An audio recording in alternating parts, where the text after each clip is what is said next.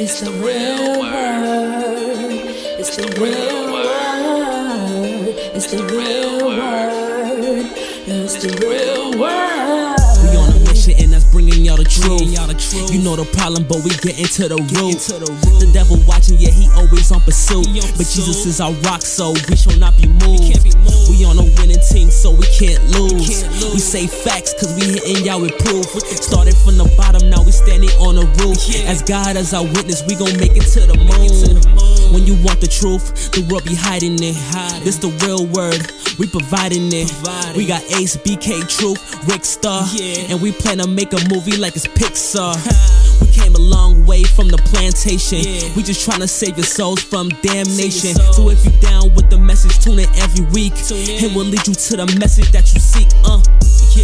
It's the real word. It's the real word. It's the real word. It's the real word.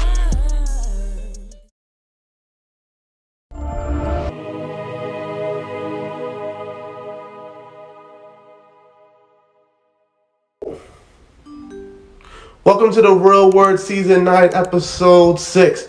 I'm your co-host, Ricard G. Noel. We welcome all of you that has been supporting us so far, thus far. Shout out to everybody that's watching us on Facebook Live right now. That's facebook.com/therealword7. The number 7 like Mike Vick. You can also catch us on Instagram at The Real Word Ministries Inc. on Instagram. That's at The Real Word Ministries Inc. on Instagram.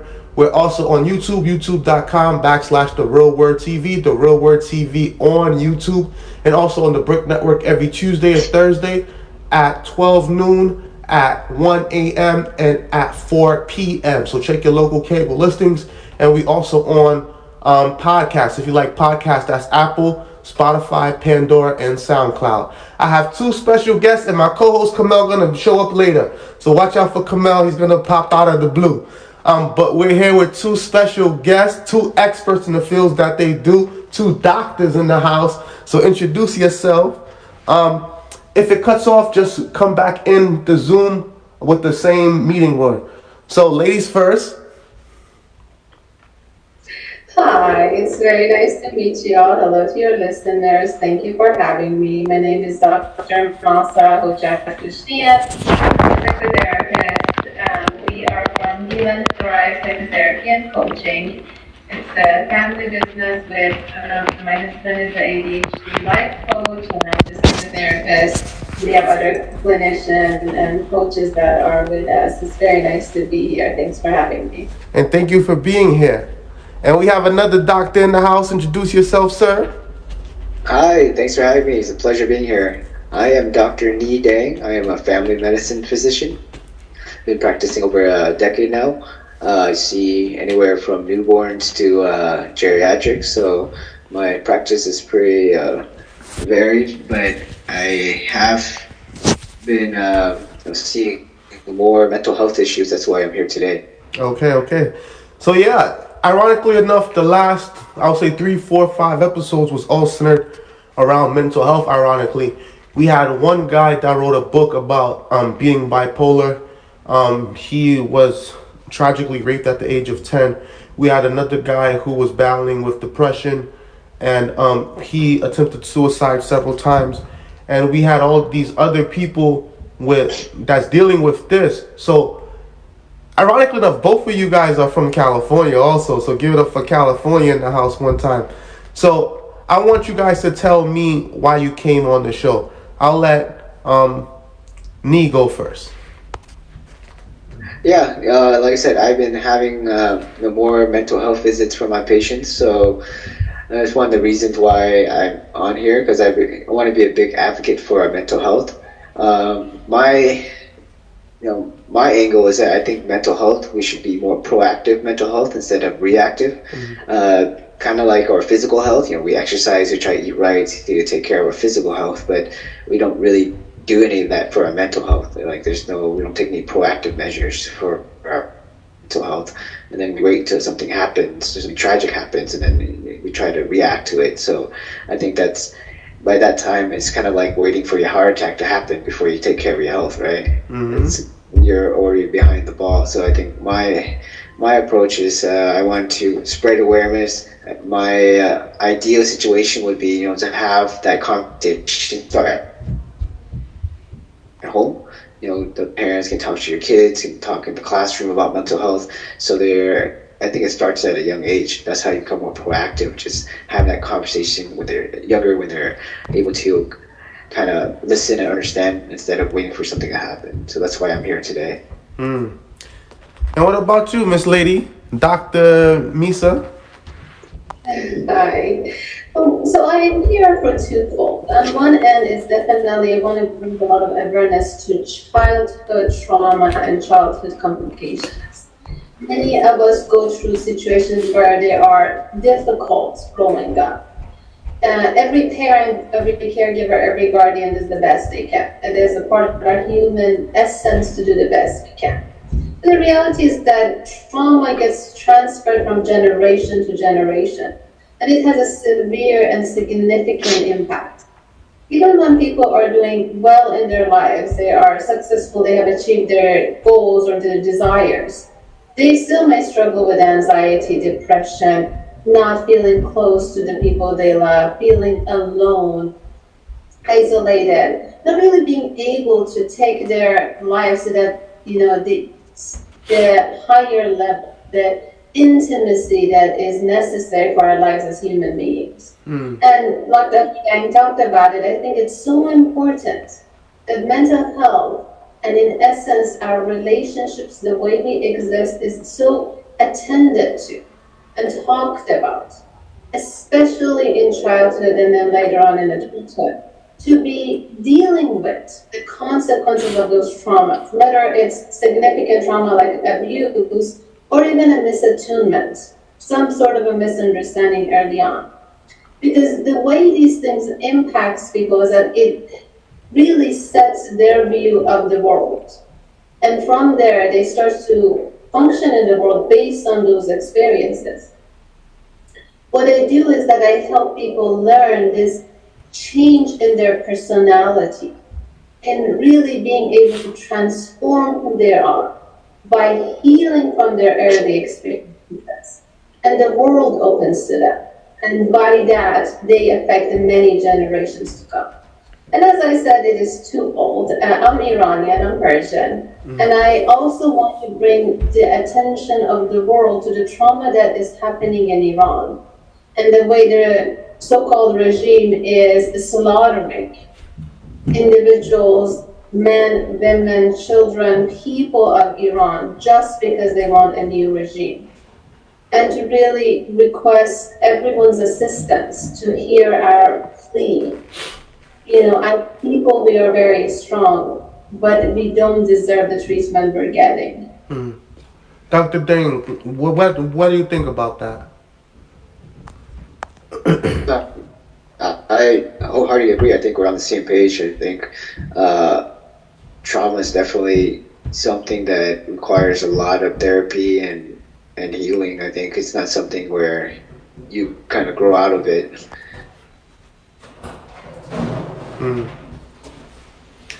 So, Dr.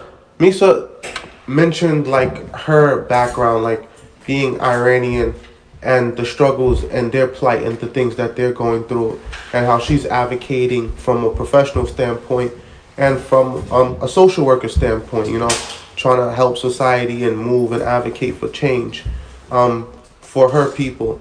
What about you, Dr. Deng?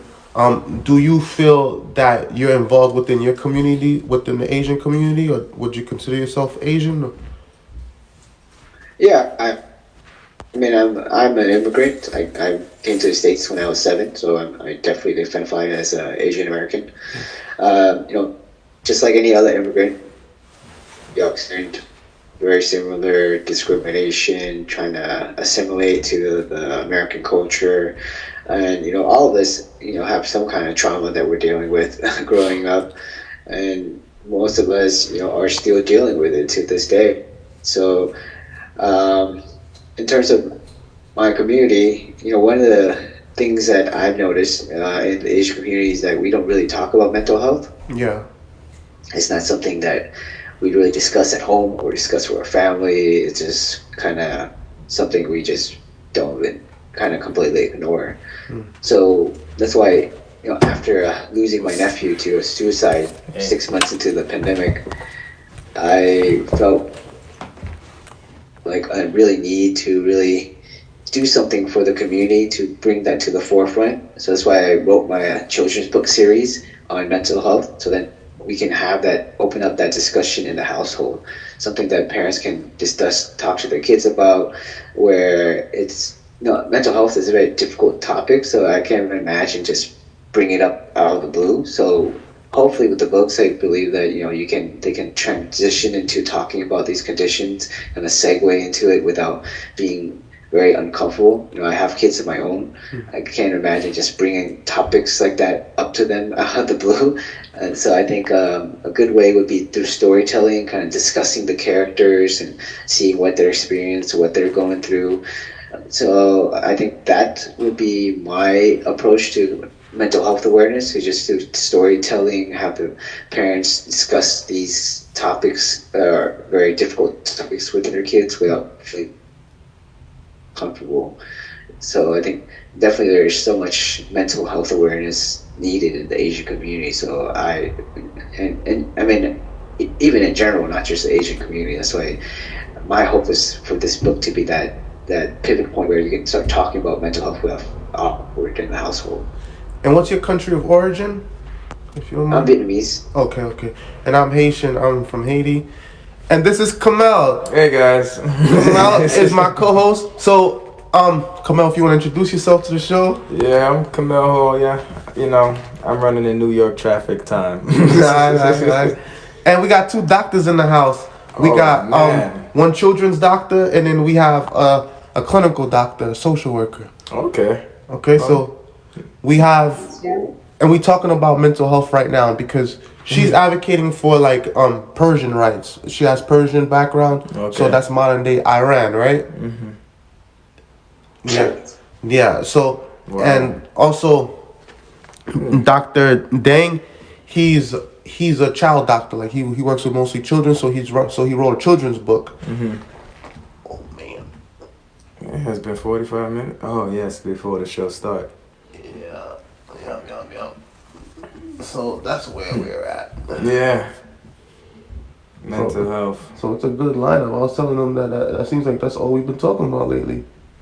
It's probably the most needed to be spoke about right now, because let's be real, COVID-19 messed a lot of people up mentally. Facts. I mean, people have lost religions. Yeah. A lot of people. It's hard to keep the young people in church still. I mean, you gotta find... Dr. Mahsa, we got you back in the house, and we got Dr. Dirk. Yes. Hold on. We gotta wait for him. Thank you. He coming in. Nice to meet you too, huh? Thank you. Dr. Denk, I'm so sorry about your nephew. That is horrible. Yeah, thank you. Dr. Dang, what happened to your nephew? No, as I was saying earlier, I said, I lost to suicide 6 months into the pandemic, and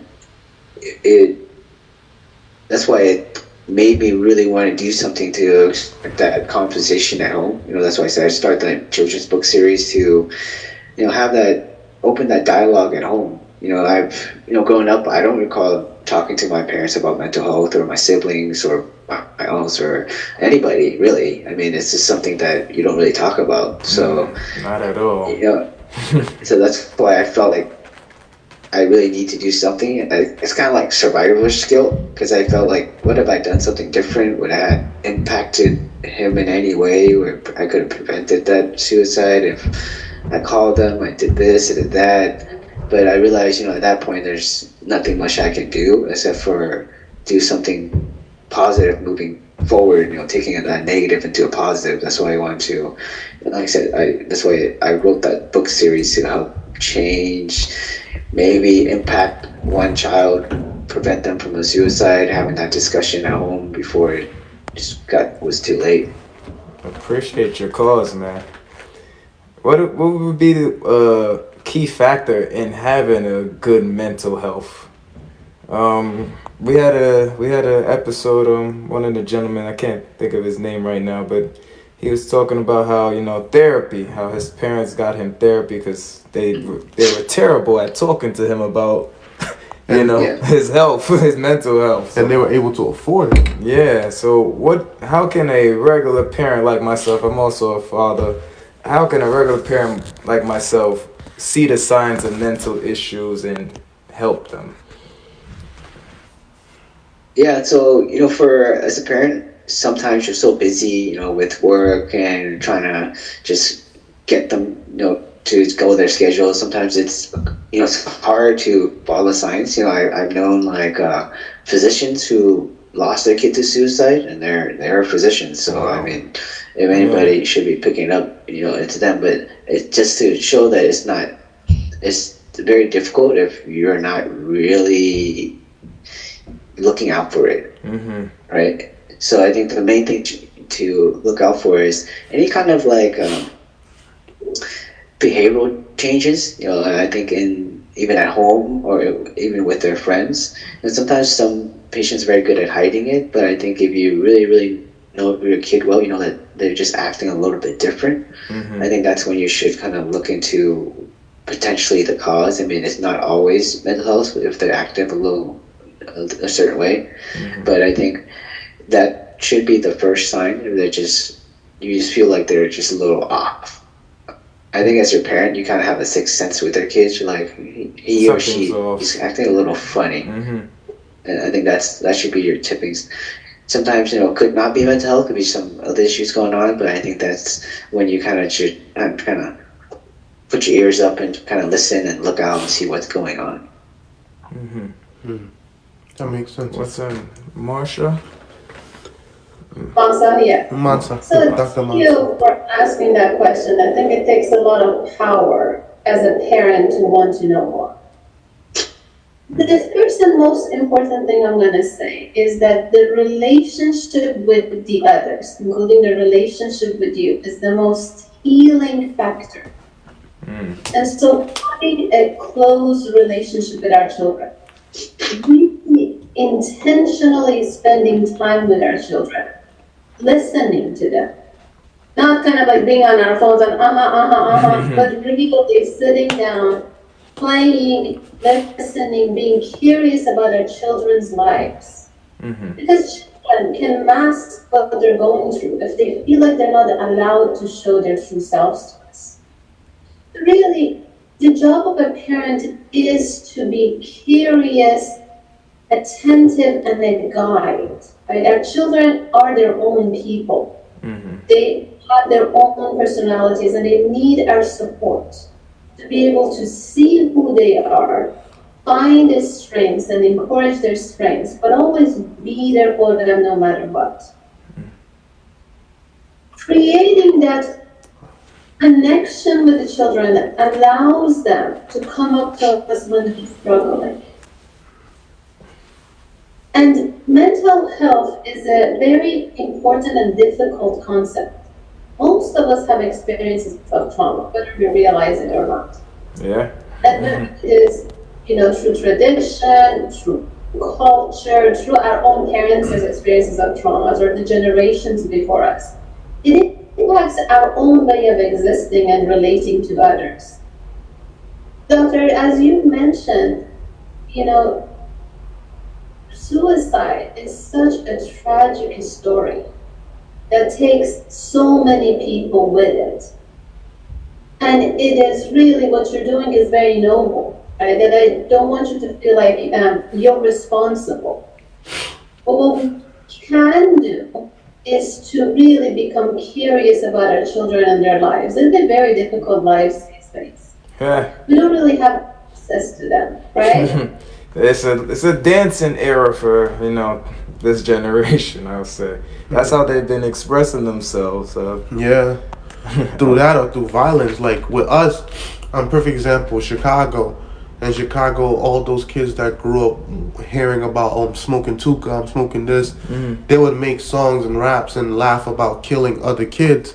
And it was like these kids was growing up with 2-3 bodies under their belt. Like by the time Before they're like even 20. 20, they're gonna kill 3 different people, or like half of the class that they grew up with is either dead or in jail. Even here, like earlier before I came here, I had a friend. He was on the phone with me and he was like, "Oh, Ricard, I want to do a mentorship program with the youth, and I know you've been doing that for a while, so I want to talk to someone that's been doing it." And I was like, "All right, and in what way would you like to do it? Would you like to do it in a way where you're mentoring one-on-one, speaking to kids into a big group, or would you rather do it in like a way where you open up an organization?" And he's like, "Oh yeah, I want to open up an organization." I'm like, "All right." Then we gotta sit down. We gotta do a business plan. We gotta talk about mission statement. Then you come to the house. You can sit down. He's like, "Oh nah, I got something to do this weekend. I can't do it this weekend." I'm like, "This guy just chatting, man." There goes that power. You know, you gotta commit to it. Yeah. But it's like a lot of us are looking for that. We're looking for those strong mentors. We're looking for those people that's gonna be in our lives. That's gonna just say a few words like, "Hey, don't give up. You can make it." You know, and to you, it might be like some simple words, but to that kid, it could probably mean everything and change their life. It's like those kids that was like, "Yo, one day I was about to do this, and then I met so and so, and it was like, hey, don't give up, just keep going." Yeah. And he probably told 100 kids that, but, but the kid comes back like 10 years later and was like, "Yeah, you remember that time you told me I could make it?" Like Shaq, I was watching a Shaq documentary, and his dad told him, his dad was like, "Do you want to play basketball?" He was like, "Nah, do you really want to play basketball? All right, I'm going to show you the game. If you don't do it, I'm going to beat your ass. But if you listen to me, you're going to be the greatest basketball player that ever lived." And then he was like, he didn't even know that was his real, he didn't know that was his stepfather until one day his real father called and was like, "I'm the real father." That's how that went down? Yeah. I did not know. And his real father was alive, and his mom drove him to his real father's house. And after a while, he was like, "Yeah, I'm leaving. This not my father." Is it America's job? I mean, because we do need more people, you know, as, you know, encouragers or, you know, good positive influences. I find America is so focused on entertaining, we don't really get the good influences anymore. Even, I mean, shoot, everybody knows TV shows teach kids to be so sarcastic and so jokey. I find, you know, even with my daughter, I'm trying to remind her that, you know, this is entertainment. It's not the way to be. You're not supposed to be all jokey. I mean, you're supposed to have joy, but jokes is different, you know. You can confuse people. You can deceive. You can deceive yourself. Excuse me. Bless you. Yes. Thank you. But, I was wondering if who is responsible for who? For the mental health of shouldn't America or shouldn't, you know, your country take care of its people? I guess isn't there like a health general or someone? That's a good question. Well, I mean, this problem in America, you know, there's a big disparity in just like access to health, like that's where we have all these big disparities in different communities. You know, like for example, you know, the African American community, you know, there's a big disparity in access to health, nevertheless mental health. So in general, you know, African American communities are, you know, generally they can become very ill because of a lot of access to health. And then, you know, not just African Americans, like other minorities like Hispanics. I think it's a lot of it. There's just it's like the lack of what is it called? The immigrants. The immigrants kind of gotta start from zip. America don't really. Technically, we all here are immigrants. Yeah. But I think except for you. You was born in America. Yeah. Yeah. Well, my parents were immigrants. And I feel that, you know, they don't really give us what is it? You know, people go to Canada because they feel like the start there is easier. You have a better chance of getting the health care. You get it's just a better place. From theory, I have not gone there. Allegedly. Yeah. But in terms of somewhere like New York, they call it rough, you know. It's expensive. Dog world in New York. It's cold. Concrete jungle. And I haven't been talking. I have not even been thinking about mental health until recent years. I have not. It has not crossed my mind from my parents' standpoint. And trust me, I've had my brothers where my brother I felt probably needed some mental help, and even myself. But in terms of at those times, you just called it. He's just being funny. He's being weird. I'm being quiet. I'm being weird. But I never put it into a box of mental health. I never thought about it as mental health. I just thought of it as going through the progressions of life. It's such a norm with so many people that have mental health issues that No, but you have to work on your mental health so you don't become mentally ill. But what qualifies as good mental health? One of the first things they tell you is self-care. Like, you gotta take care of yourself first. If you don't take care of yourself, then how are you gonna help anyone else? Yeah. You gotta find ways to practice good self-care practices. So let's just say taking a break. Like, sometimes people don't take a break at work even, or from certain situations. Knowing how to control your anger, knowing the different stages of anger, even the different stages of engaging with other people.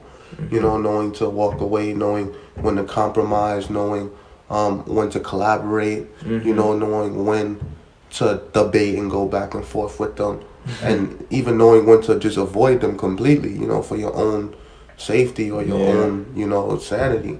These are things. These are things that we understand and we work on, and self-care, like taking care of yourself, bathing, dressing nice, because if you look at someone that's decompensating, that's not taking care of these things, you can start to see that they start lacking and they start displaying poor You can feel the vibes. Yeah, like a homeless person. They're not really showering, not really shaving, don't care about how they look. They're like, guys, whatever, rolling out of bed. I gotta ask the doctors, is the vibes real? Is vibes a real thing? Can you feel somebody's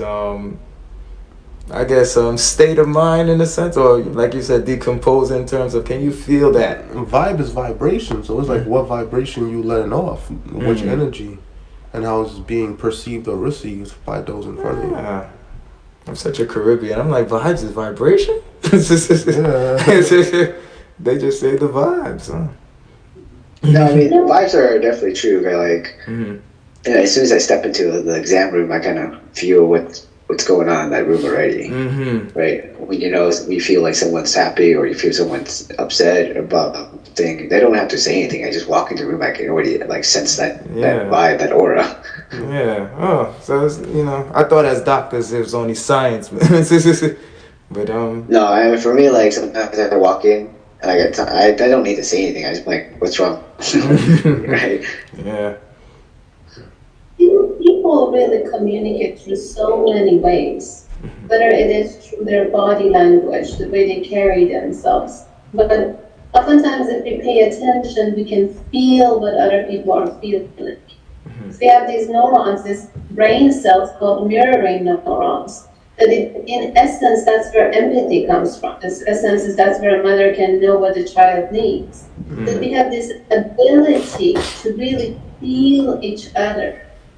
But in this world, in today's world, we are so consumed about all things, what the social media things, what is the newest thing in TikTok, so on and so forth, that we really don't take the chance to really connect on a human-to-human level.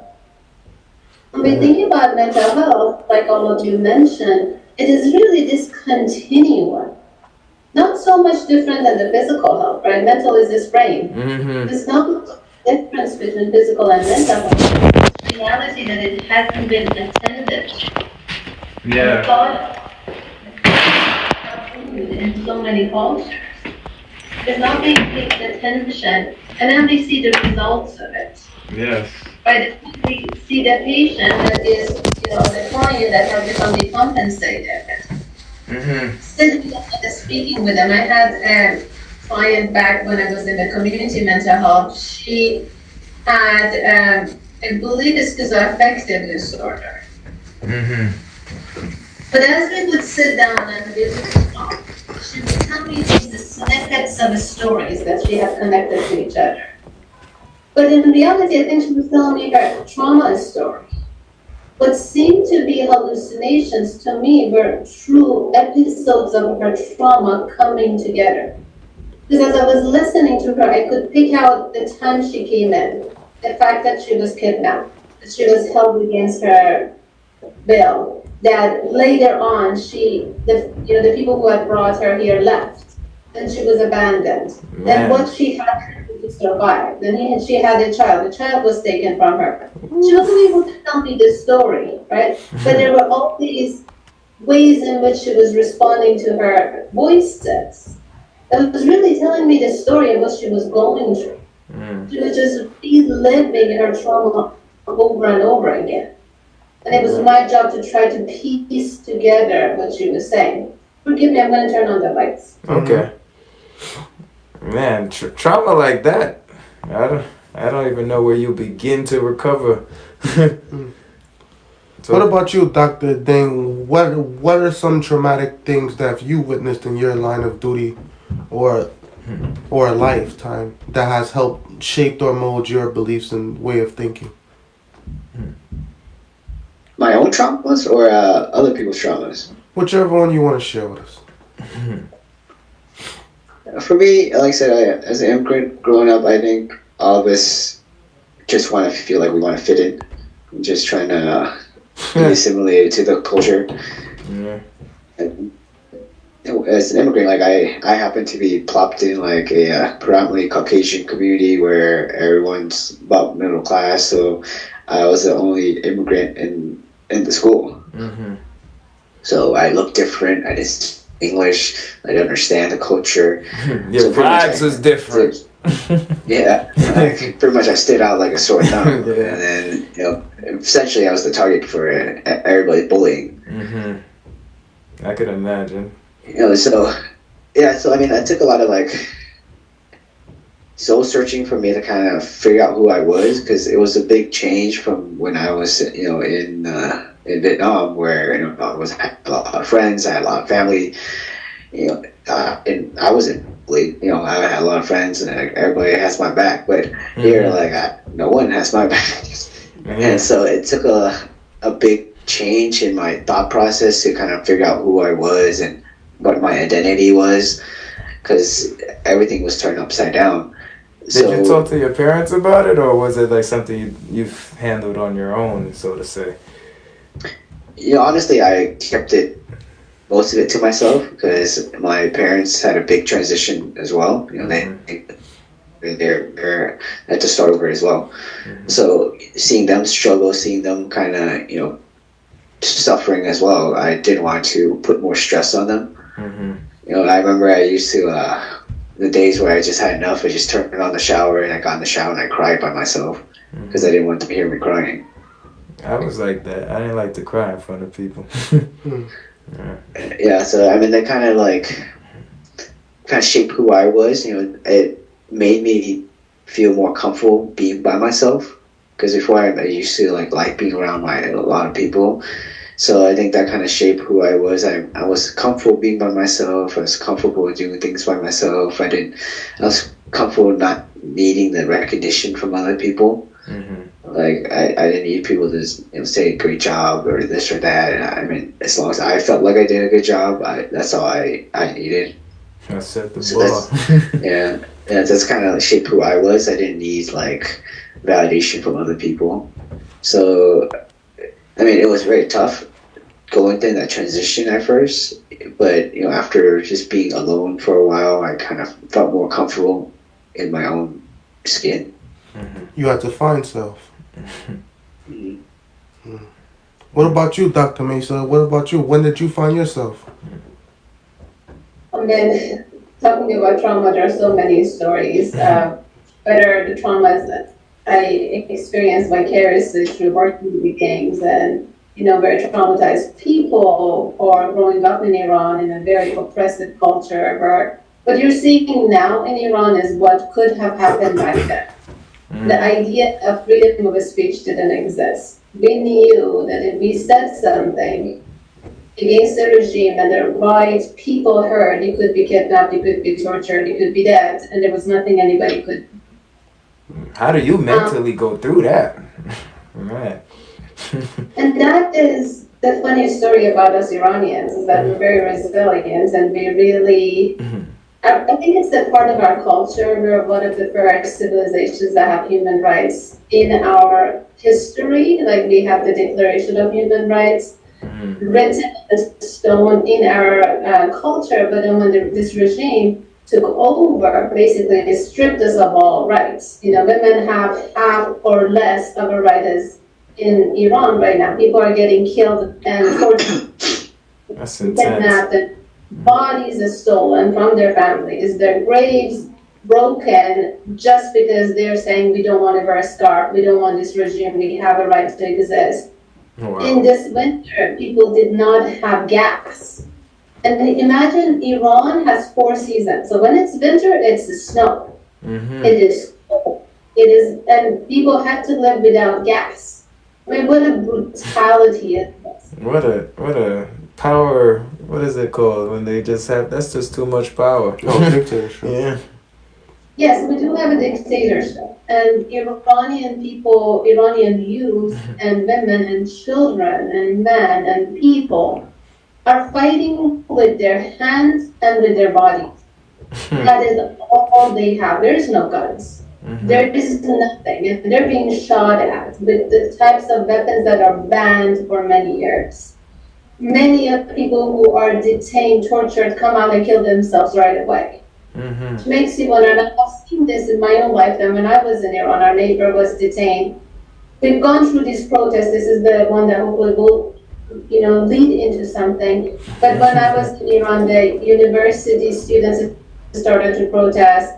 Our neighbors went. He was detained. 3 days later, he came home and killed himself right away. Which makes you wonder, what did he go through? Mentally. He was a healthy young man, doing fine, a whole future ahead of him. But you ask me why we were able to survive, and it's because of the type of people we had in our houses.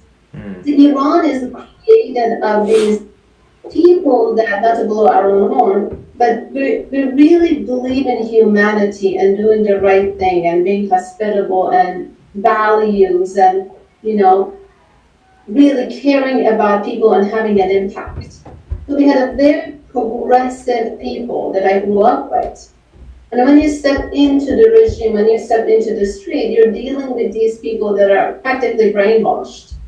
And they just take away your rights, they just want to force whatever belief they have down your throat. And I don't even think there's any religion. I don't think they even practice the true religion. I think they just created something of their own. That they wanted to run. That they want to run, wow. Absolutely. Wow. See. Group of terrorists running a whole beautiful country.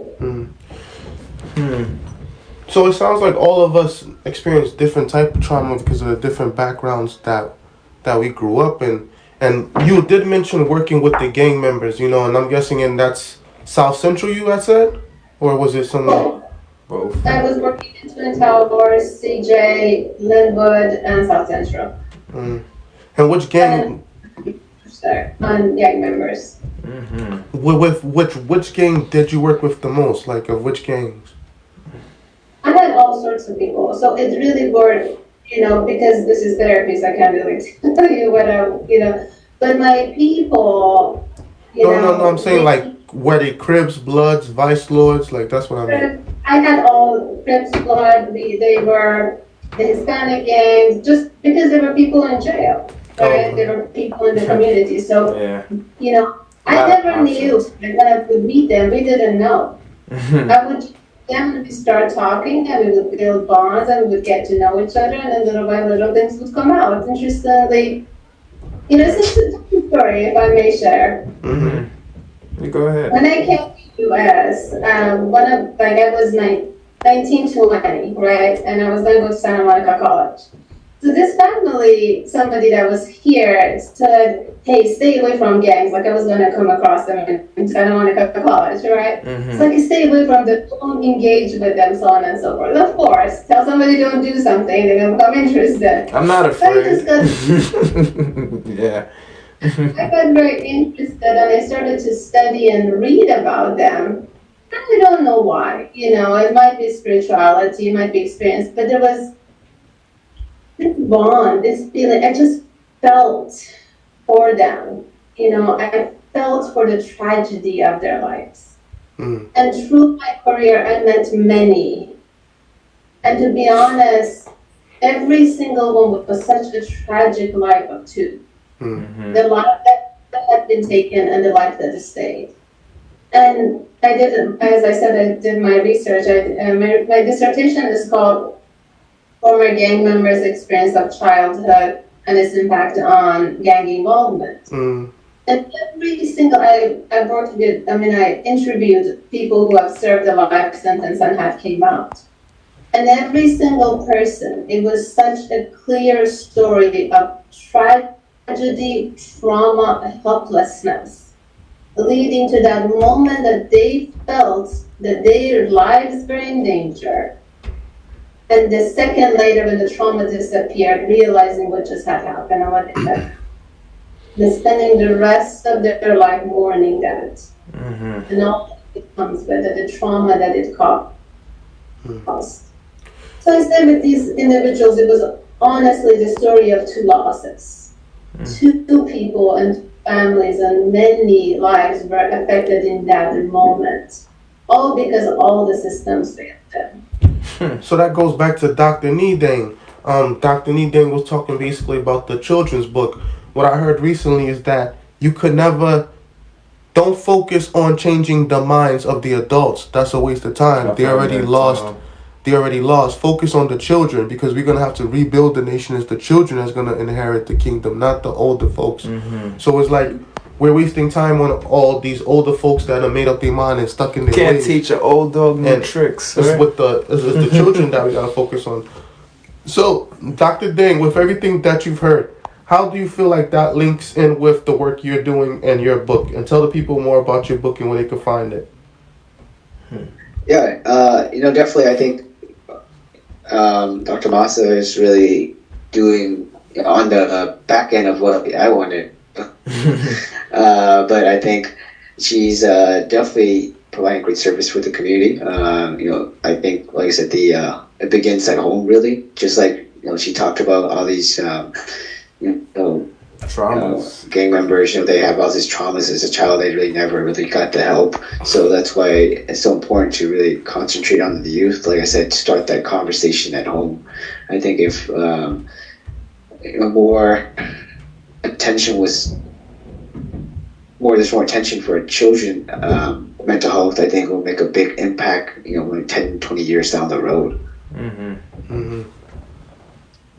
As for my children's book, people can get more information on my website, www.theadventuresofmaxandfriends.org, or just you can Google The Adventures of Max and Friends. Basically, it follows the main character. His name is Max through the 6th grade, and along the way, you get this kind of see from his point of view and then his friends' points of view, different struggles they go through. So I purposely made the book where it transitions to a different character's point of view, so you can kind of understand what the other characters are feeling. Sometimes, a lot of time, you can't understand what the other person's thinking and feeling from just outwardly. Like, for example, give the book away, but he gets bullied, and then the second book transitions to the bully's perspective, and you see what he's going through, what he's thinking, and you kind of realize he's not that bad of a guy. He's just going through his own issues. That creates understanding. It just teaches empathy. Sometimes you think that person is a horrible person, but really, if you took the time, maybe they might not be. Maybe you got more in common with them than you think. Mm-hmm. This is a picture book? Yeah, it's a picture book. I mean, it's aimed for middle grades, because I think the topics are kind of heavy for elementary school kids to really comprehend. But I think once they hit middle grades, 6, 7, 8, I think they can definitely take in these topics and understand and move on to when they go to high school, when things even get rougher. They kind of have that understanding and have that background already. I have a question for everybody about you was talking about the age. Nowadays, I feel kids are maturing. And it's something in the Caribbean, you know, when they were 14, they were called adults. What age now is it still the same, or what is the age where you think we should start having those mental conversations with the children, or should we sneak it in there, you know, more descriptively? Definitely, I think that with that's like all kids kind of mature at a different pace, so it's kind of hard to pick an age. You know, as Dr. Mahsa can say, you know, some mature way beyond the years, depending on. But I think in general, a good age to start, you know, having that open dialogue at home would probably be, you know, to start having that conversation. I gotta start. Yeah.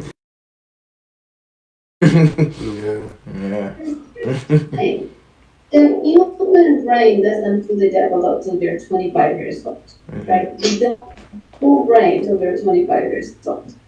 But we can start those conversations as long as infancy, right? My daughter is 5 years old, and I think she was 2 or 3 when she started to talk about her emotions, right? The feelings are always something we talk about. And today, just actually before I came, she was upset and she was crying, and I'm like, why are you crying? What's going on? It's okay. And she's like, well, you told me I'm allowed to cry when I'm sad. And so it's allowing them to share and communicate, and then teaching them. So the whole conversation was like, she got upset because she thought she was gonna hear now. She wanted to watch TV. As I, held her and calmed her down, and I said, okay, what is it that you wanted? Well, I wanted to watch TV, but you're gonna say no. You don't know that. Yes. I wanted to ask. And she's like, well, can I watch TV? And I'm like, yes, this is the limit. So it's giving them the language, communicating and helping them understand. In reality, she was afraid and frustrated of not getting what she wanted. My daughter has ADHD. But I had to keep transitioning and help her learn how to communicate her needs, even as early as 5, and we started much earlier. But it's providing that a space for children to be able to communicate. I mean, even as adults, right? We all have a childhood. True. We are the children we once were, unless we are re-raised. And I believe what we do in therapy, right? The psychodynamic perspective is proactive emotional experiences, helping the person build that trust and connection with us, understanding why they do the things they do, and then having this transformation of stuff, which in essence allows them to become open to many different possibilities, because they're no longer shackled by their past. Or boxed in, yes. Exactly. And that's the essence of who we are. We can always change, but we need that support and that help. And who better than, the people in the home to recognize our own and what we have. I ask my daughter this often, she's 5, like I said, it's like, is there anything you need from me? Is there anything I need to change? And she doesn't shy away. She's like, Mommy, I need you to, I don't like it when you da. That's good. That's good. That's girls. That's good. That's good. That's another conversation. Yeah. No, I have a 5-year-old daughter too, and she's sassy too. That shows freedom. Yeah. The other day, like you said, when you really listening, they know the difference. Because the other day I was in the car with my daughter. I told her, let's go to the market, because we were throwing the party and we had to go get the stuff. Yeah. So then she starts talking to me about other people around her in her life, and then she was like, and I was like, what you know about that? She looked at me, she's like, let me tell you. and then I turned around and she was real serious. She was like, well, this is what happened. And then she was talking yo. I'm like, these are real stories. I'm like, I can tell you've been hanging around some gossiping ladies. The away. She's like, let me tell you. And I was like, she picked that up from somebody, you know, like. That's true. Yeah, and that's just like, you know, when the young ladies are growing up, and when they're getting their hair done by the older women. Oh, we hear about the gossip in the beauty shop. Yeah, the older women are talking while they're doing the kids' hair, and they think that the kids are not listening. The whole time the kids are listening to what they're doing, right? It's almost like you're braiding that into their minds. Literally. Yeah, and it's like the same thing with us in the barbershop, you know? Like, they're cutting our hair, but they're cutting this into our minds. I was definitely quiet, but I was studying the game. Yeah, so it's like, you know, and the barber guy, he's always the reckless living guy. Like, you know, he got the mad baby moms. Crazy. He can't really, he don't want to pay child support. So, like, he works there off the books. Like, yeah, I need cash. I can't do these apps. Yeah, you know, he's always there. Every girl that comes in, he tries to talk to them, you know. But there's always that one serious guy that's in the corner. He just cuts and go home. He's just there for his job. So I think that's our opportunity to step in, right? Because when the kids bring us those stories, they're really telling us what they don't understand, what they cannot make sense of. And that's when we're able to start to digest the material they have heard. Yeah. They can understand that can be turned into a life lesson. Yeah, of course. So we at the 1 minute mark, right? So I want to hear you guys' closing thoughts. If the last few words that you want to leave to this audience for coming on this platform, what would you like to leave with them? As your contribution to the real word, like what real word would you like to give to the people? And also, where can they find you guys? And I think you two should continue to work together since you're both in California and what you do is similar. I think that's good. Networker. Yeah. Yeah, definitely. Take the only message I said with mental health, we all be more proactive for our mental health instead of waiting for something to happen to kind of act on. So, you know, if you take any steps to for your mental health, just start being more proactive. If you have kids, start talking to them. If you have something, definitely get some therapy. Nothing's too little for therapy. You know, you have any issues that you're having trouble with, I think being more proactive would really help you in the long run. Okay. Thank you for having me. Thank you for your listeners for listening to me. I have two messages. One is related to Iran. Please write to your representatives. That regime has to change. It is a terrorist regime. Anything. Damn. You gonna start it back up to finish? I thought it said 1 minute. I said less. Oh. Let's just hear the. Yeah. What you thought of the conversation so far? It is always good to talk with, you know, people from all over the world. It's kind of, you know, it's... Yeah. Hello. Yeah, sorry about that. Please finish your thought. Yes. And the second thing that I would like to say is that if you have experienced sadness, trauma, pain, suffering, oppression, discrimination, I know what you mean. I've been through it, as you can see in my country. You're not alone. No one deserves to suffer alone. And I want your listeners to know that we are here for them. Whether it's me or people like me. Human race is not meant to live alone. And so please feel free to reach out. Heal and Thrive Psychotherapy and Coaching. heal-thrive.com.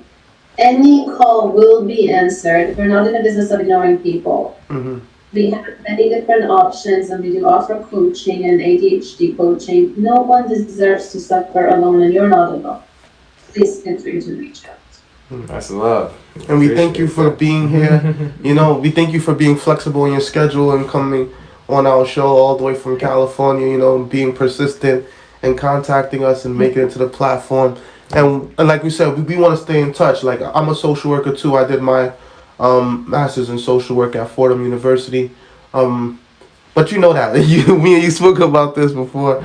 So you know, whenever I'm able to come on this platform with my peers and have experts to talk about these things, I think it's always a great blessing and a great honor. That's knowledge. Yeah. Closing thought? My closing thought to the people is care, self-care, and attentiveness. Something I'm gonna take from this conversation is, you know, the good values of, you know, being a good person pays off in the long run. You know, it pays off for yourself and it pays off for others. So definitely self-care and attentiveness to each other. Yeah. Thank you. Doctor, do you pray? Because we usually close out with a prayer. That's good. Why not? Okay. That would be great. So you go ahead. Would you like me to pray? Okay, I'm going to pray in my language. Happiness, joy, and safety for everyone in the world. Whatever you believe in. Whether it's God, Jesus, Muhammad, universe, whoever and whatever you believe in. I wish you the happiness that every single human being deserves. And that you will give yourself a chance to connect to one other person. Because we're not meant to be alone. And it is in my heart and soul that each and every one of us is here for a reason. And we can become the best version of ourselves if given a chance. Amen. Powerful. Thank you very much. Shout out to everybody for watching. Shout out to everybody for supporting. This is The Real Word, where we get in together everyone from all around the world to share their perspective and to share a word on this platform. I hope this episode touched you and I hope this episode reached you. Shout out to all the people for watching. Shout out to all the people for supporting. Now that you know about the issues in Iran, you can't ignore it. You know, we spoke about it here. We spoke about all the things that they're going through. You know, the abuse, the reckless disregard of human rights, you know, and all of this pain that they're going through. You know, there's people going through very huge travesties. So we gotta be there for them. We gotta be there supporting them, keeping them in prayer, and helping them in any way that we can. So we thank you for joining us. This is The Real Word. God bless and good night. Amen. It's the real word. It's the real word.